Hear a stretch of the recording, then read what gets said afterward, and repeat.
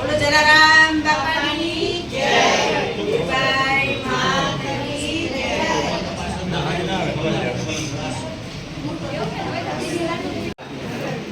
11:30 જલારામ મંદિરે બાબા સાહેબ આંબેડકરનો સમરસતા રથ આવે છે, એટલે એનું સન્માન કરી આવો મંદિરે. હા, એ તો કઈ વાંધો નહીં, હજુ આપણે તો વાર છે ને. હા હા હા, એ ત્યાં સુધી તો આવી દઈશ, ત્યાં સુધી તો તમે કહો છો 4 કોપી આવીશ. હેલો, મળીએ.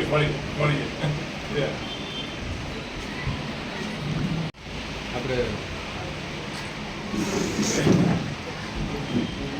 એક કોપી જો કે ઝેરોક્સ કોપી કરવી વધારે પૈસા તો 2 કોપી આવે.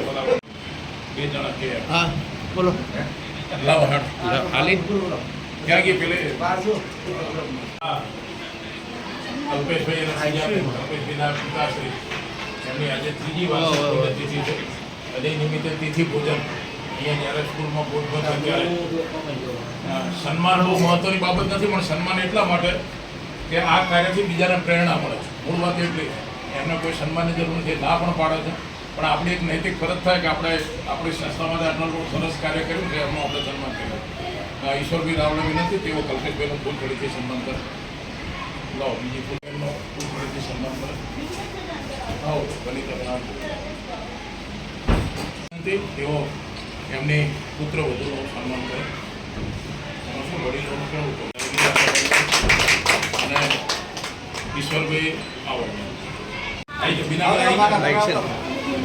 તમે સાહેબ વીરભાઈ માતા કી જય, ગૌ માતા કી જય, સરસ્વતી માતા કી જય.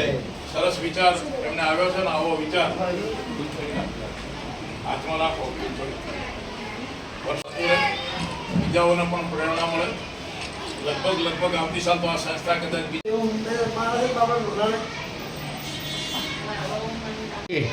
જય જલારામ. આજ રોજ મારા પપ્પાની 3જી પૂર્ણતિથિ નિમિત્તે સર્વમંગલમ સ્કૂલ ખાતે મેં બાળકોના ભોજનનું આયોજન કર્યું છે.